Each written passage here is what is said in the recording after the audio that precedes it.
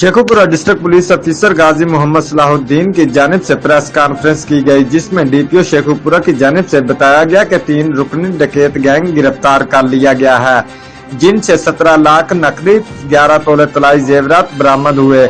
मुलजमान के कब्जे से भारी मिकदार में असला भी बरामद हुआ। खतरनाक डकैत गैंग थाना शरकपुर, थाना भिखी और मानावाला में वारदातें करते थे। ये गैंग बड़े टेक्निकल तरीके से वारदातें करता था। ये डकैत गैंग साथियों के हमरा चलती गाड़ियों और मोटरसाइकिल्स को फायरिंग करके रोकते थे।